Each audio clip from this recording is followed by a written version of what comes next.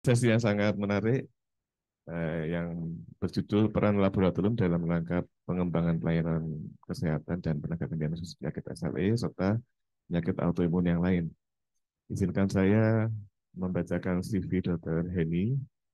Em, Beliau asli Jogja, eh, mengembang eh, jenjang pendidikan yang cukup banyak ya, mulai dari UGM tentang dokter umum S1 dokter umum, kemudian S2 MSI, dan juga spesialis maupun subspesialis onkologi klinik diagnosis molekuler dan juga endokrinologi dan metabolisme di dua subspesialis beliau ini. Dan juga tahun 2000 beliau menamatkan diploma imunologi di Netherlands dan juga 2009 di Kobe Jepang, PhD. Beliau sekarang dosen tetap di FKKMK UGM Yogyakarta. Baik, waktu dan tempat kami persilakan Dr. Heni.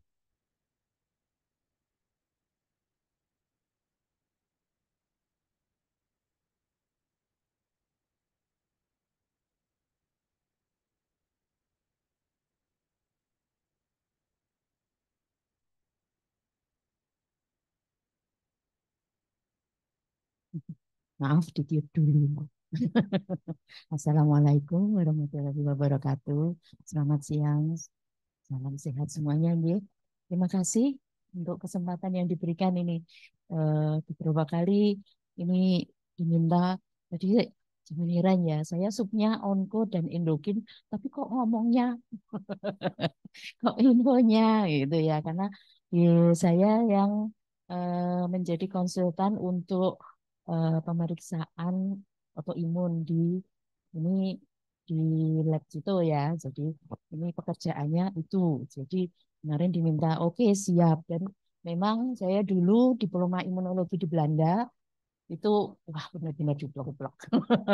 Jadi tadi seperti tadi yang pertanyaan yang kapan mau meriksa spesifik atau melacak itu sebetulnya waktu waktu itu guru saya wah Bu Yeke Bu Yeke itu keras ya memberinya. Ini menginfokan. Jadi sebetulnya tergantung kita kalau dari teorinya ya dari teorinya katanya itu tergantung apakah autoimunnya itu organ spesifik atau sistemik. Kalau organ spesifik, dia memang hanya organ tersebut. Tetapi kalau sistemik, kita lacak yang lain-lain sampai detail tadi. Komprehensif tadi ya, Prof. Ya. Jadi beberapa. Jadi kita mengenali itu. Jadi pembagiannya kalau di Belanda seperti itu. Organ spesifik atau sistemik. Itu yang ditekankan. Kalau sistemik memang kemungkinan nanti komplikasi klinis ke berbagai organ itu kita harus mengantisipasi sejak awal karena mungkin datang ke Anda-Anda yang para ahli ini autoimun ini mungkin baru satu kondisi klinis saja gitu. Sehingga sehingga pasien harus disiapkan mental. Nanti jangan bisa jadi kalau terapinya belum terkendali bisa merembet kemana-mana dulu gitu. Jadi itu yang ini saya nyontek guru saya dulu waktu di Belanda. Yes, itu ya mungkin yang tadi ada pertanyaan tersebut. Tapi kemudian ini saya nggak ngomong klinis ya harusnya. Jadi ini saya menanggapi sebetulnya lebih menanggapi ke yang baru tadi ya Euro 2019. Kenapa? Karena pemeriksaan laboratorium ternyata di sini mengalami perubahan posisi dan peran ya. Di mana pada yang 2019 anak IF yang menjadi salah satu tolak ukurnya. Sehingga mari kita lihat apa saja sih yang bisa lab bantu di dalam memenuhi tadi untuk mendukung kriteria diagnosis selain dari klinis lab berperan di mana. Itu Nj. Next. Kita lihat di sini untuk pemeriksaan kalau ini sudah tahu ya karena memang autoimun yang menyerang diri sendiri. Itu Nj. Next. Nah, pada ini perubahan yang mendasar yang di 2019 adalah anak di sini bila lebih atau sama dengan 1/80 pada head to cell. Head to cell itu sel yang untuk mendeteksinya. ya aslinya dari sel laring ya, itu setidaknya 1 kali positif itu menjadi menjadi tolok ukur ya. Kemudian berbagai antibodi yang ada di sini. Anda sebetulnya mungkin sudah familiar yaitu karena Anda kan begitu mendapat hasil menginterpretasi. Nah, di sini yang akan saya sampaikan adalah apa ya? Behind the screen-nya di dapurnya itu seperti apa sih gitu. Itu ya untuk di lab ya. Nah, di sini kita akan sampaikan beberapa secara sekilas supaya Anda mengenali nanti kalau meminta pemeriksaan lab itu apa yang harus diperhatikan. Pre-analitik precaution-nya apa. Kemudian kalau kalau mengerjakannya tidak di Semarang bisa berapa lama bertahan gitu ya. Itu yang sehingga jangan sampai nanti ternyata yang bisa mengerjakan sampelnya bisa diambil Semarang, dikirim di tempat lain pasiennya kok lama ya nggak dapat hasil gitu. Nanti itu yang kita mestinya sejak awal bisa menginfokan, mengedukasi pasien bahwa ini dalam kurun berapa lama sih hasil lab ini bisa sampai kepada Anda gitu. Yeah. Ini yang akan saya sampaikan secara sekilas ya. Nanti kalau banyak-banyak banyak yang rontok juga lupa saya saja juga kalau anu wah kadang harus lihat lagi lihat kepean gitu. Ya, anak IF dan titer kemudian dalam menginterpretasinya bagaimana, kemudian kaitannya dengan tersebut parameter ACA maupun anti B2 GPI, kemudian lupus koagulan C3C4 dan anti DSLNA. Next. Ya. Jadi anak testing ini dulu awalnya perannya screening di awal. Itu muncul dalam kriteria yang 2012, kemudian eh, pada 2019 berubah. Jadi di sini dikatakan bahwa awalnya kalau curiga klinisnya berapa-berapa karena Anda yang ketemu pasien ya, itu pakainya pakai ini dulu. Nah, tapi kemudian eh, untuk screening ini begitu ada hasil positif di 2019 harus tambah titer ya. Jadi tidak cuma gambaran ya. Sehingga kita bisa tegak diagnosisnya. Oh ya, ini SLE berdasarkan didukung oleh laboratorium gitu. Next. Nah, di sini anatiter menjadi gold standar. Mengapa? Karena karena itu sebetulnya kalau di dalam tubuh kan titer itu ya kita tidak bisa mengukur kadar langsung. Titer itu artinya kan semi kuantitatif ya. Jadi itu menggambarkan seberapa banyaknya kadar antibodi itu sudah beredar di tubuh. Kemudian mungkin ada pertanyaan kenapa kok yang dipakai 1/80? Kok tidak 1/40 atau kenapa? Saya dulu juga waktu waktu waktu awal-awal gitu, waktu 2000 saya kan masih kinyis-kinyis ya, masih muda sekarang panas-panas. Ya itu nanya, ini Twitter kenapa ya? Kenapa harus diencerkan gitu? Ternyata sekarang jadi gold standar, tapi kok pakai angkanya 80 ada apa ini dengan 80? Itu di belakang nanti saya sampaikan ya. Yang kemudian yang ingin saya sampaikan selain gold standard di sini, yang Twitter tadi, jadi screeningnya anak IF. Anak IF itu fluoresen. Sedangkan yang Twitter gold standar, kenapa? Karena kemampuan dari ini, yang anak IF Twitter ini, dia bisa mendeteksi banyak ya, 100 sampai 150 atau antibody. Jadi kita bisa bayangkan. Dan nanti saya akan sampaikan bahwa pola itu ternyata ternyata nanti Anda Anda kalau dapat hasil itu selama ini melihat titer saja cukup untuk tidak diagnosis. Tetapi beberapa kalau yang di luar itu kemudian pola juga dilihat karena pola yang berbeda itu berdampak pada ini pada probabilitas organ yang terkena dan juga resiko nanti aktivitas penyakit. Tapi saya nggak tahu kalau di kita ya, karena ini saya juga newbie katanya untuk yang di anak IF ini ya. Yeah. Next. Nah, jadi pendekatan kita tadi screening awal minta anak IF, kemudian tegak diagnosis minta yang Twitter, ya. Kemudian kalau hasilnya keduanya itu positif, kita melakukan konfirmatori. Ya, di sini dengan anak profil dan PSDMA ELISA. Ya, ini untuk mengkonfirmasi kedua itu.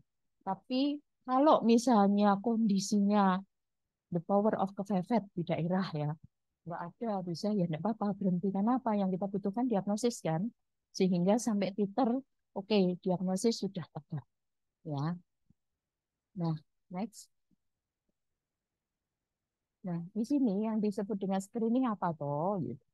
Jadi, kalau kita melakukan meminta anak screening, anak berarti ini yang imunofluoresen biasa kualitatif. Jadi hasilnya keluar ya dan tidak. Kemudian ya tidak ini sering dengan ini pembacaan pola. Kalau itu untuk yang expert ya meminta. Nah, di sini dalam pelaksanaannya ini di dapurnya lab itu kita menggunakan sel HEP2 ya. Sel HEP2 ini dipakai sebagai apa namanya? Sel HEP2 itu mengekspresikan berbagai antigen. Dia nanti akan direndam dengan direndam, diberi diberi serumnya pasien. Nah, bila di serum pasien ada berbagai antibodi, dia akan menempel di sel HEP2 ini ya dengan nanti akan tergantung jenis dari autoantibodinya. Ya, dia bisa menempel di nukleus, bisa menempel di sitoplasma, atau di pinggiran nukleus saja, atau di nukleolar, atau di sentrosom gitu ya. Kita belajar ingat-ingat histologi lagi gitu ya. Sel itu isinya apa saja gitu ya. Nah, ini karena sel HEP2 ini mengekspresikan begitu banyak antibodi, dia bisa menangkap banyak autoantibodi, mengekspresikan banyak antigen, dia bisa nangkep banyak autoantibodi di sini dikatakan 100 sampai 150. Meskipun pengalaman saya kalau mengerjakan ya nggak banyak-banyak sih positifnya, biasanya satu dua pattern saja gitu ya. Kemudian hasilnya itu pola kalau yang anak screening. Ya, ini yang kualitatif. Tetapi kalau Anda meminta titer, artinya apa? Serumnya harus diencerkan lagi untuk melihat sampai sebatas mana sih kepositifan dari anak anak ini imunofluoresen ini. Nah, batas masih positif secara pengenceran tadi, semakin tinggi pengencerannya masih positif, itu menggambarkan kadar autoantibodi di serumnya semakin banyak. Ya. Dan kemudian kelebihannya apa ini dari anak IF ini? Yaitu sensitivitasnya yang lebih tinggi. Ya, next. Nah, ini gambarannya tadi ya. Jadi serum, kemudian ini di kotak-kotak ini ada hepatoselnya. Ya. Di sini kan dia menjadi dasar. Ini bagian yang mengekspresikan antigen. Kemudian bila ada antibodi dari serum, dia akan berikatan. Kemudian kita memvisualisasikan dengan fluoresin FITC ya. Jadi antibodi yang dilabel dengan fluoresin ya. Gambarannya seperti ini. Dan pattern ini polanya spesifik ya. Karena apa? Karena nanti bisa variasinya sebetulnya lebar sekali, tetapi kemudian dalam pembacaannya dibedakan apakah patternnya itu di nukleus ataukah juga di sitoplasma. Saya beberapa kali itu permintaan itu ternyata eh, dokter-dokter penyakit dalam juga ingin tahu nih polanya seperti apa. Jadi saya beberapa kali mendapatkan selain titer juga minta polanya gitu ya. Karena memang pola yang spesifik bisa memberikan insight yang lebih lebih kuat bagi klinisi. Ya. Next. Nah, untuk interpretasi, di sini kita lihat ini pembagiannya ya. Kalau negatif jelas ya, tidak ada apa-apa, bireng, blur, hitam semua gitu ya. Tapi begitu positif, ini kita memakai ini interpretasi dari IKAP, IKAP ya, dari IKAP, di mana dasar yang dipakai adalah apakah antibodinya itu nampak fluoresennya pada inti atau di sitoplasma atau di sel yang sudah membelah di mitotic bridge-nya ya. Kemudian di breakdown ke berbagai gambaran yang sering kita bacakan di sini. Ada yang homogeneous, ada yang pentat, ada yang nukleolar, ada yang specklet, gitu-gitu ya. Ada yang hanya dot cilik-cilik, ada yang hanya di tepi dari yang envelope. Nah, itu di tepi dari nukleus. Sehingga dengan berbagai pola ini, pembacaan ini ya, pembacaan untuk detailnya ini ada di anapattern.org ya. Nah, pembacaan ini ada 29 kombinasi, baik itu untuk yang nukleus ataupun yang di sitoplasma maupun mitosit. Ya. Next. Nah, ini interpretasinya untuk anatiter.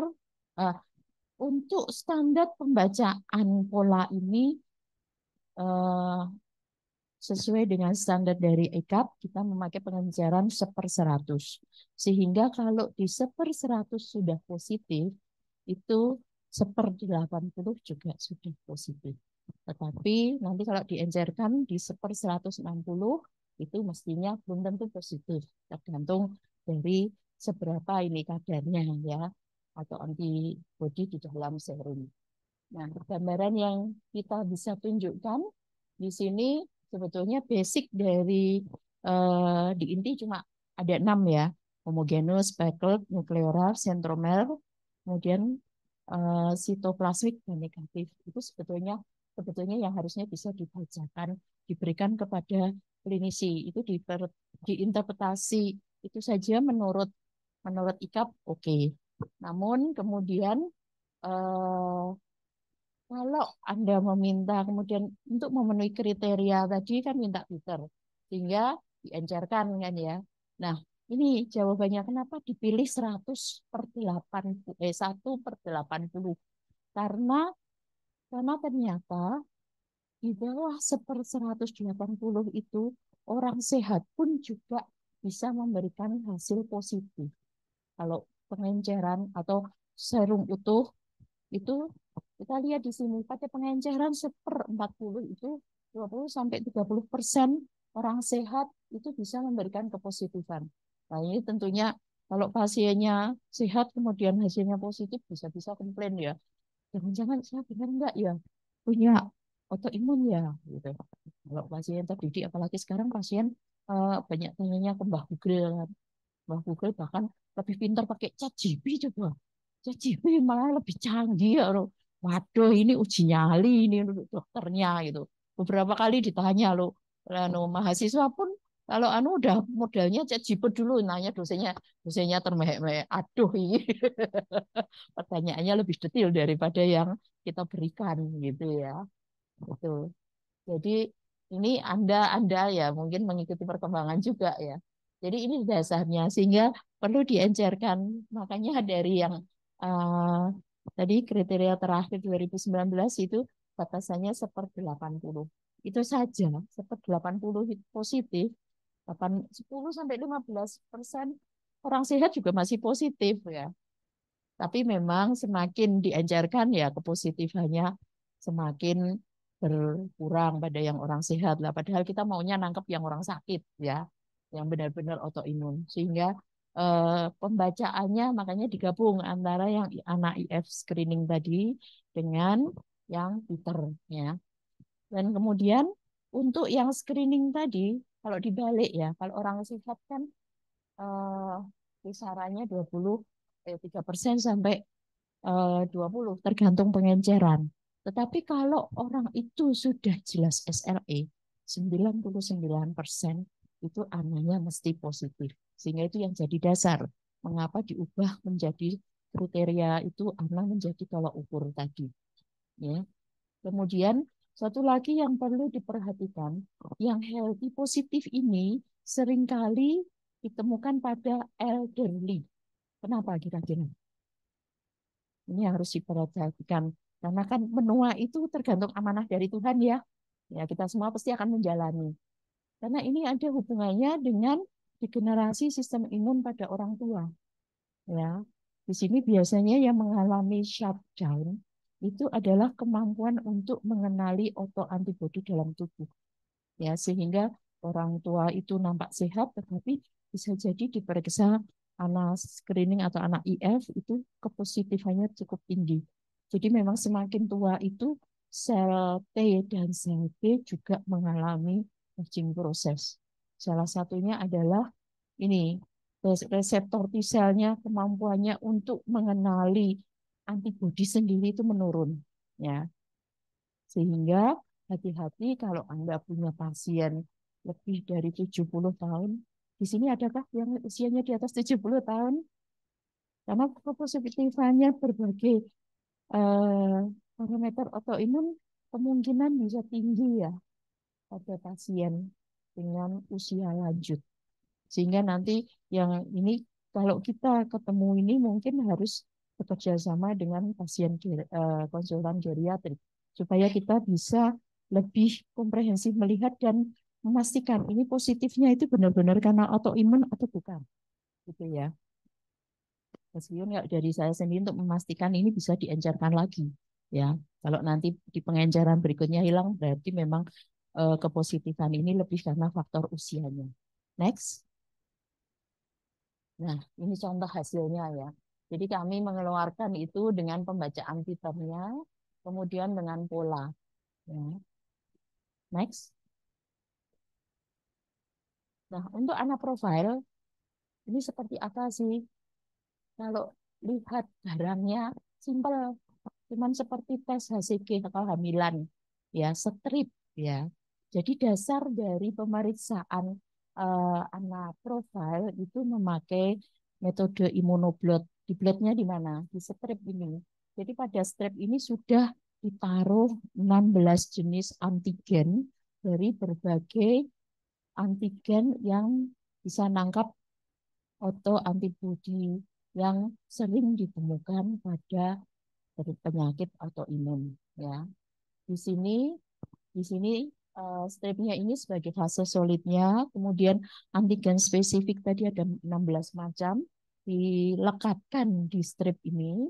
Kemudian serum diberikan lagi dicelup. Jadi simpel seperti seperti HCG ya, dicelup gitu. Dicelup atau diteteskan, lebih enak diteteskan sebetulnya. Bisa kita kontrol ya. Nah, di situ kemudian sama seperti pada yang anak IF tadi, tapi baseline yang dilihat berbeda. Di sini kita memakai AP-label anti-human antibody ya untuk mengenali. Kemudian kita berikan substrat ya, substrat karena AP ini enzim konjugatnya ya. Kita berikan substrat. Nah, kalau hasil positif nampak sebagai perubahan warna pada area strip ini tergantung ini dari 16 tadi ada autoantibodi yang mana kepositifannya itu yang terbaca ya. Bacanya nggak pakai motometer ya. Karena apa? Karena motometernya ini biasanya bisa sulap ya. Jadi bacanya pakai alat next. Ini jadi pembacaannya pakai software ya, di memakai scanner, memakai software. Karena apa? Karena selain selain untuk melihat ini perubahan warna juga menghitung densitas perubahan warna. Ini yang motometer nggak bisa ya, sehingga densitasnya ini nanti dihitung ada peningkatan densitas atau tidak di atas batas kepositifan. Jadi sini kuantitatif sebetulnya. Ya, dari situ kita bisa menunjukkan mana sih yang positif pada ini pada anak profil. Dan kepositifan pada anak profil ini spesifik ya. Nanti berbagai kondisi apa saja yang akan memberikan kepositifan pada eh, anak profil yang antibodi yang mana gitu ya. Nah, di sini kita lihat yang sampai saat ini yang sudah ada ini terpaksa pakai merek ya. Karena apa? Karena yang ditempelkan ditempelkan di strip ini setiap pabrikan bisa polanya berbeda. Sehingga ini yang saya tunjukkan yang kami kerjakan dan kita tahu persis antigen apa yang ditempelkan. Karena nanti beda pabrikan mungkin beda ya. Karena masing-masing punya pola sendiri gitu. Ya, jadi Yang ditarget adalah dari 16 antibodi ini, yaitu yang untuk ada macamnya mixed connective tissue disease, kemudian yang banyak SLE, Sjogren, systemic sclerosis, biliary cholangitis, RA, dan myositis. Ini yang target utama dari yang produk ini, gitu ya. Next. Nah, kita lihat ini. Bagaimana menginterpretasinya? Ini Anda tinggal baca ke PN nanti. Kalau sudah dapat hasil anak profile ya. Karena mesti dikasihkan, ada tulisannya. Ternyata kita lihat ya, dari 16 ini, untuk SLE saja, berapa coba kita lihat nih? 1, 2, 3, 4, 5. Ya, 6, 7, 8, 9. 9 autoantibodi itu muncul ya pada SLE. Jadi kalau kita memeriksa anak profil tadi di Anas gini sudah positif, titernya mendukung diagnosis, tinggal profil itu kita bisa melihat pola ya. Di sini antibodi apa saja yang sudah ada pada pasien kita berdasarkan profil ini ya. Nah, kemudian untuk yang drug induced itu disebutkan bahwa SLE juga bisa diinduksi oleh obat-obat tertentu, itu markernya cukup khusus ya, histon. Karena memang obat-obat tersebut biasanya pada sistem imun. Kenapa histon? Karena pada saat dia menyebabkan autoimun eh, induce itu memang histon yang paling lemah ya. Histon itu kan apa ya namanya kalau ini DNA kan untaian DNA itu butuh butuh apa ya tunggu CI gitu ya butuh seperti kalau kita misalnya layang-layang itu kan kabel kabel benang layang-layang itu kan butuh diukel bahasa Jawa banget ya saya ya diukel apa digulung dengan di kaleng biasanya kalau zaman kecil mungkin ada yang pernah main layang-layang itu sistem fungsinya itu dia ngukel DNA. Nah, ternyata kalau yang drug induced itu biasanya apa? Biasanya sebelum dia nyerang di dan memositifkan di sDNA, dia ngukel buka ukelan ini sehingga yang kena histonnya. Ya, yeah. Next. Nah, ini gambarannya ya. Hasil yang diberikan itu tadi kan pakai dihitung dengan densitas warnanya. Sehingga kalau melebihi batas, itu nanti dinyatakan positif.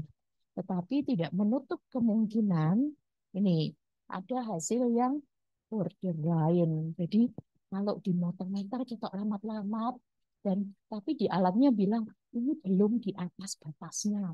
Karena ada densitas berapa baru dikatakan positif. Gitu ya. Kemudian yang penting diperhatikan adalah hasil ini baru bisa dinyatakan valid bila kontrolnya juga memberikan hasil yang positif dan valid. Kontrolnya apapun hasil dari yang di strip lainnya, kontrol itu harus selalu memberikan hasil positif. Ya, gitu. Tapi itu nggak ditulis memang di hasil. Kita udah langsung ini ini ini buat yang baca ya. Oh ya positif nanti hasilnya udah tinggal Anda mendapatkan hasil positif berapa atau antibodi apa saja, kemudian booster lainnya apa gitu. Ya, lanjut. Nah, ini contoh hasil. Nah, dengan adanya panduan ini Anda tinggal memastikan terdukungkah diagnosis saya tadi. Ya, dengan antibodi autoantibodi yang muncul. Ya, lanjut. Nah, untuk yang ACA, ini kan tadi berhubungan dengan antifosfolipid syndrome. Dulu terkenalnya kan biasanya yang banyak minta itu orang Austin ya. Karena apa? Karena berhubungan dengan nih eh, apa namanya keguguran berulang. Gitu. Tapi ternyata ini juga hasilnya bisa positif pada yang autoimun, terutama yang sistemik autoimun. Dan tidak heran karena background anunya kan eh, yang anticardiolipin dan beta 2 GP1 ini seperti apa ya? Mungkin kalau seperti teh botol sosro ya, apapun makanannya minumnya teh botol sosro. Jadi untuk autoimun itu kondisi klinisnya bisa macam-macam, tetapi autoimunnya mungkin beberapa saja yang muncul gitu ya. Di sini antikardiolepin ini pada yang SLE itu lebih banyak karena dia dampaknya pada sistem darah ya hematopoietik sehingga manifestasinya adalah trombositopeni atau trombosis ya. Sehingga kalau pasien datang ke Anda, nanti Anda memeriksa CBC trombositopeni, kemudian ini pasiennya mengeluh kok ada vaskulitis atau mungkin kok ada yang bengkak-bengkak udem di ekstremitas gitu ya karena kemungkinan eh, trombosis vena itu Anda bisa memeriksa acah ini. Ya. Salah satu yang untuk membedakan tadi yang spesifik manifestation di organ pada penyakit sistemik. Ya, kita lihat batasnya di sini ya. Nih, ini prinsip pemeriksaannya dengan ELISA. Jadi nanti hasil yang dikeluarkan dalam bentuk kadar. Ya. Next. Nah, kemudian yang anti B2GP ini kan ini teman seperjuangannya Aca tadi ya. Jadi ini link dua-duanya sehingga kalau Anda memastikan kalau Acanya meningkat, mestinya B2 juga. Tapi kalau ada diskrepansi mesti ada kondisi khusus. Ya. Nah, ini awalnya juga sama untuk tadinya banyak di oksigen yang meminta. Tetapi untuk yang SLE ini seiring sejalan ya. Karena apa? Karena yang B2GP ini kan dia targetnya lipid tubuh ya, tapi bukan lipid yang di dalam darah, tapi lipid yang ada di ini. Ingat ya, sel kita itu kan membran sel itu fosfolipid bilayer. Nah, itu menjadi target. Jadi itu yang diserang sehingga kita bisa mendapatkan kepositifan antibodi B2 glikoprotein ini. Ya. Next. Nah, kemudian untuk yang lupus antikoagulan ini agak khusus ya. Kenapa? Karena dia juga linknya banyak tadinya sama untuk keguguran juga. Tetapi atau fisiologinya agak berbeda yaitu lebih ke arah ini trombosis pada vaskuler ya. Karena di sini kita memakai pemeriksaannya sebagai pemeriksaan dasarnya adalah berdasarkan uh, partial thromboplastin time. Normalnya pada yang tidak memiliki lupus antikoagulan itu kan ada batas waktunya lupus apa parsial tromboplastin time ya. Jadi makanya ini memakai koagulometri karena mengukur reaksi pembentukan ini trombus ini ya. Itu tidak pada tapi dipindah ke tabung dan di dalam darah dengan menambahkan serum dari pasien yang dicurigai memiliki lupus antikoagulan ini. Kemudian kita mengevaluasinya dari mana? Dari perpanjangan waktunya. Ya, jadi dikatakan ini LA1 bila ada pemanjangan normalnya 31 sampai 44 detik. Kalau lebih dari itu berarti LA1. Tetapi untuk yang LA2 ini batasnya lebih pendek. Makanya ini menginterpretasinya harus hati-hati. Kenapa? Karena batas normalnya agak overlap antara LA1 dan LA2.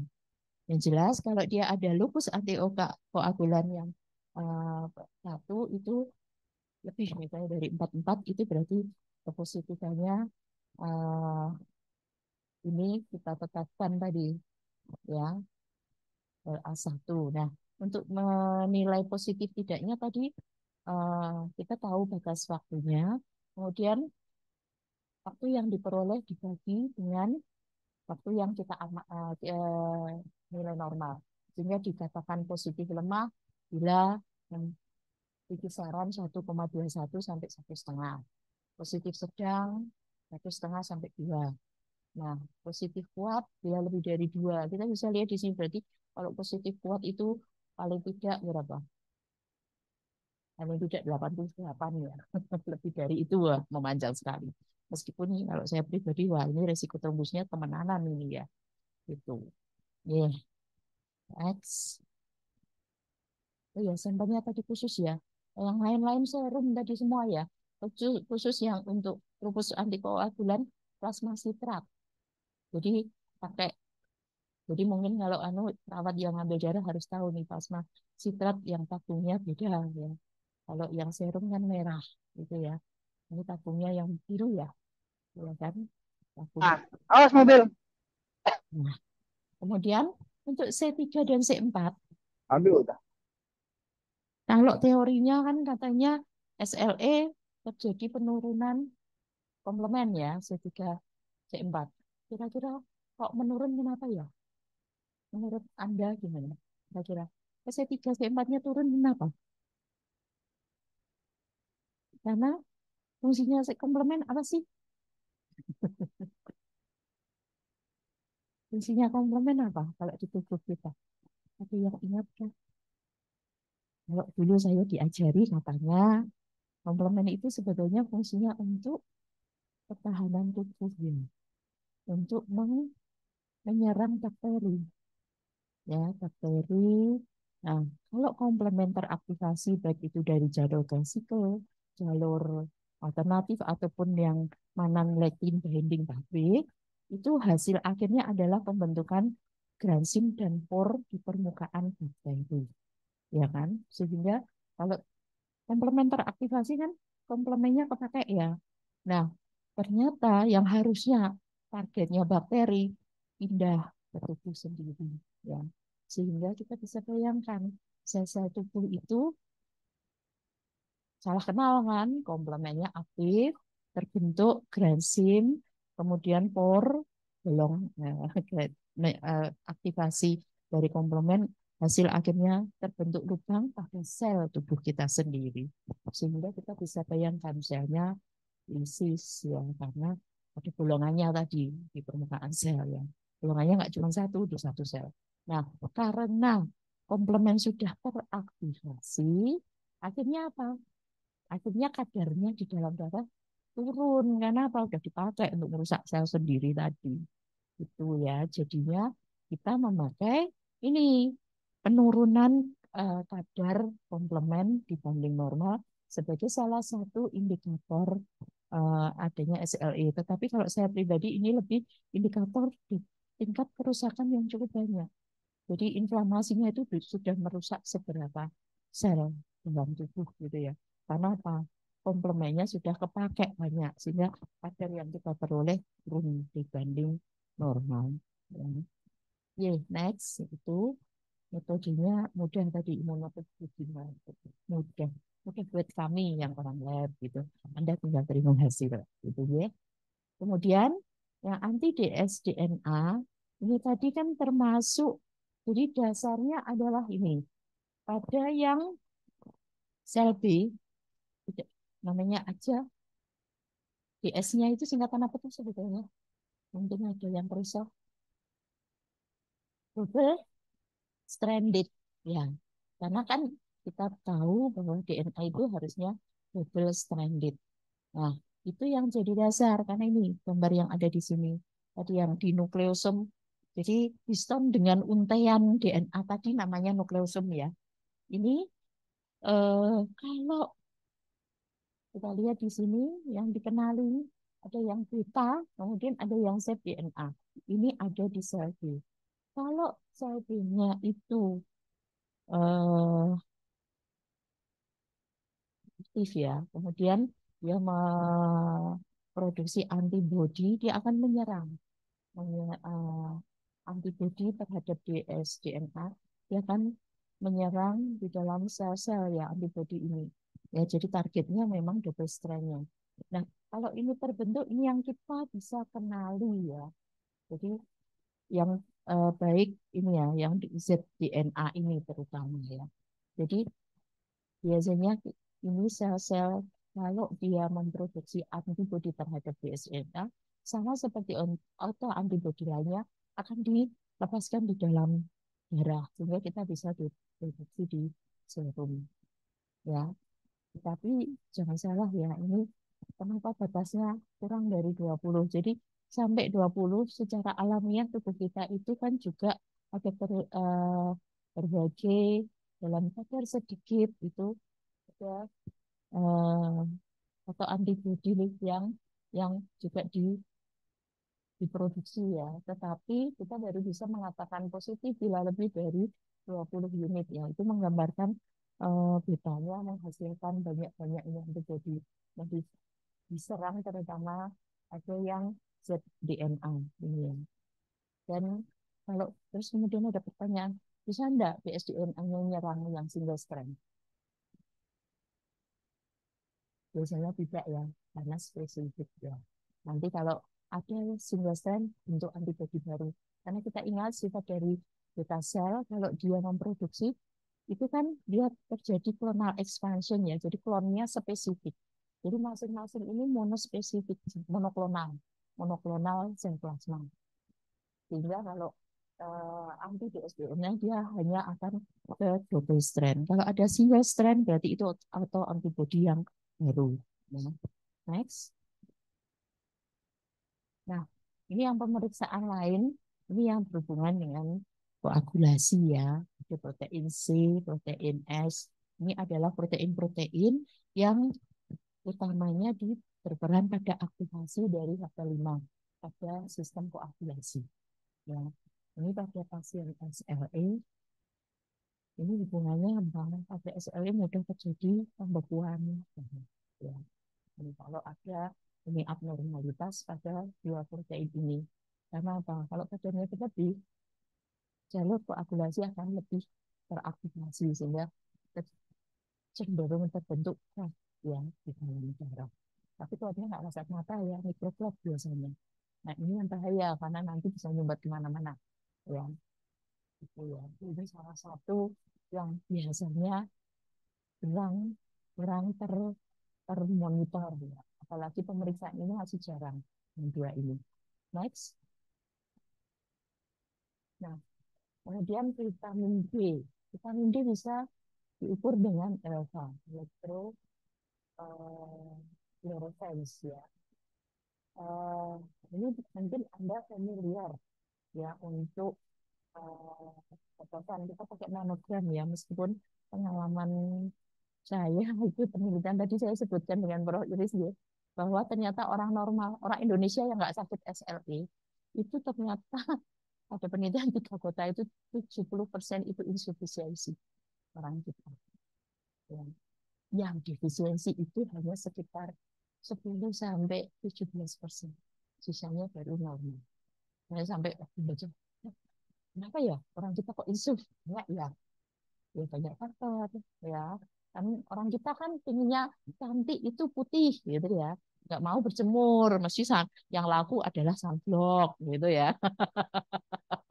Sehingga apa? Sehingga paparan kemungkinan paparan itu pasti menghindari kok, nggak mau keluar jalan, mesti pakainya kalau bisa pakai mobil atau pakai payung gitu ya keluar atau pakai ya bajunya juga banyak banyak terekspos gitu.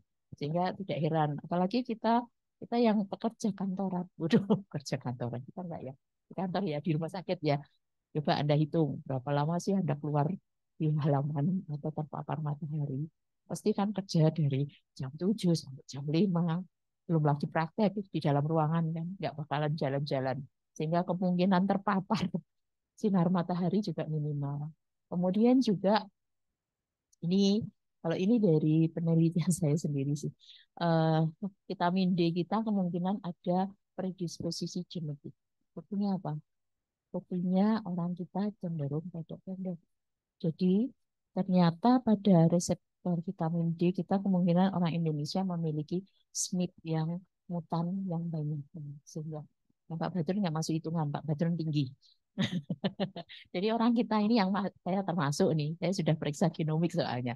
Dia tahu, jadi saya ada 3 mutan untuk reseptor vitamin D. Ya, jadi itu mungkin mungkin belum ada penelitian persisnya sih, cuman memang mungkin orang kita itu juga ada kecenderungan mutan varian. Ini bukan bukan mutan genetik ya, tapi mutan varian saja. Jadi orang Indonesia mungkin proporsi yang mutan-mutan ini lebih tinggi daripada bule-bule itu. Sehingga apa? Sehingga orang kita cenderung pendek-pendek karena memang secara genetik kemampuan metabolisme vitamin D-nya jelek. Ya. Kemudian dari kacamata endokrin tadi ya, kita bisa deteksi ya ini dengan imuno Elva. Nah, vitamin D tadi ya suplementasi ya, Bro. Pengalaman kami ini dari kacamata endokrin ya, Bro. Itu ternyata kalau orangnya gemuk itu mau dikasih vitamin D berapapun mental. Kenapa kita bilang? Karena ternyata vitamin D yang kita suplementasikan itu menyebar dulu ke sel lemak. Ya, jadi dia sekwestrasi. Karena apa? Karena yang butuh banyak vitamin D itu sel-sel lemak. Jadi kita bayangkan, kalau orangnya itu BMI-nya bau gitu ya, di atas 30 gitu, ya itu butuh vitamin D-nya jelas-jelas lebih tinggi dari yang masing-masing seperti jenis. Itu jadi kalau Anda memberikan suplementasi itu eh, biasanya positifnya nggak apa ya. Itu tapi yang paling penting adalah dimonitor karena pengalaman untuk butuh menaikkan kadar yang sama harapannya itu pada yang orang gemuk itu dosisnya bisa 5 kali lebih tinggi ya. Di Endocrine Society rekomendasinya adalah 5.000 selama 3 bulan coba. Karena apa? Memang jadi vitamin D-nya masuk dulu ke dalam sel lemak. Kalau di sel lemak sudah terpenuhi, barulah dia menaikkan kadar dalam darah. Sehingga kalau Anda cuma ngasih dosisnya kecil, kemudian 3 bulan periksa, enggak ya, resisten po yo. Gitu. Itu bisa jadi karena apa? Faktor BMI tidak diperhitungkan. Apalagi pasiennya tadi ibu-ibu ya. Ibu-ibu itu biasanya kalau sudah menikah itu proporsi lemaknya bisa jadi bau gitu ya. Itu. Jadi memang dan secara normal wanita itu proporsi lemak tubuh dibanding laki-laki lebih tinggi ya di kisaran. Kalau laki itu kalau nggak salah 10 sampai 15 ya yang normal sehat di BMI yang sama. Tapi kalau ibu-ibu di 20-an, 20 sampai 23. Karena apa? Karena memang proses reproduksi, menstruasi, kehamilan, persalinan itu butuh cadangan energi sehingga disiapkan katanya proporsinya lemak lebih banyak. Itu ya. Ini dari kebutuhan energi. Jadi, tapi dampaknya ya terus di SL itu tadi kalau mau disuplementasi Anda perhatikan ya bobotnya. Siapa tahu butuh lebih banyak dari seharusnya gitu. Y, itu untuk vitamin D. Kemudian di sini vitamin D yang kita ukur tentunya bukan vitamin D aktif, tetapi yang vitamin D3, D2 justru. Ya, untuk menggambarkan, jadi D2 itu menggambarkan total ya, total di dalam tubuh kita. Karena ini termasuk vitamin D yang waktu paruhnya cukup panjang sehingga bisa diukur secara laboratoris. Karena kalau terlalu pendek, memang vitamin D yang aktif itu dan umurnya pendek. Sehingga kalau kita ukur baru hasilnya dapat ternyata kadarnya udah ganti gitu. Jadi makanya kita pakai yang cukup panjang. Tetapi masih tetap menggambarkan kadar vitamin D dalam tubuh. Oke, kemudian untuk CRP ini kan Anda tahu sebagai marker marker peradangan umum ya. Sistemik maksudnya, sistemik. Tapi ini ternyata bisa dipakai ya untuk yang mana ya, Bro? Untuk flare ya. Ya, tapi untuk diagnosis tidak, diagnosisnya anak. Jadi untuk tapi yang harus diperhatikan adalah kalau pasien Anda punya SRP, kemudian ada demam, kemudian CRP-nya naik, harus waspada karena kemungkinan ada infeksi. Jadi mungkin infeksinya beneran. Ya, karena itu marker. Jadi tidak semata-mata plan, ya. Betul.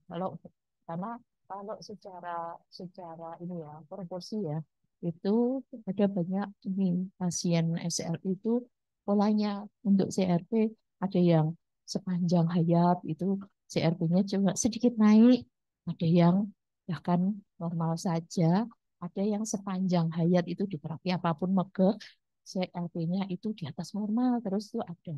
Nah ini Anda kenali, tetapi yang biasanya tadinya normal terus tiba-tiba ada kenaikan, itu hati-hati. Tolong dilacak ke arah infeksinya beneran. Ya, karena memang ini menjadi marker infeksi ya. Oke, next. Nah, untuk LED kita lihat di sini ternyata ini ada publikasi yang menyatakan bahwa eh, laju enak darah dengan CRP rasio itu bisa dipakai untuk membedakan antara infeksi dengan flek pada pasien SLE. Jadi ini dirasiokan dengan CRP yang tadi. Ya. Meskipun ini terutama pada pasien-pasien yang dengan demam. Ya. Jadi ini salah satu, ini kan kayaknya kalau BPJS tak jangkau ya ini CRP dan LED. Jadi kita ingin merasiokan LED dengan CRP, ini kita bisa membedakan ini benar infeksi atau bukan tadi. Ya. Karena kalau CRP saja lebih mengarah ke infeksi terus terang. Ya, ada pasien yang SLE remisi. Ya. Kemudian untuk LED ini ya sama tadi perempuan ini kan sebetulnya gambaran ini, gambaran globulin ya, rasio albumin globulin di dalam darah. Ya. Ya. Jadi ini yang bisa kita pakai untuk membedakan ya. Mumpung masih ada yang murah-murah, gitu. Kan selalu sambatnya, nah ini remnya aja cuman pagunya segini, mahal ya. Ini harapannya mungkin bisa membantu. Terima kasih. Next. Terima kasih atas perhatiannya. Jadi ini yang bisa saya sampaikan. Semoga bermanfaat. Sekaligus kita refreshing bersama tentang pemeriksaan. Terima kasih.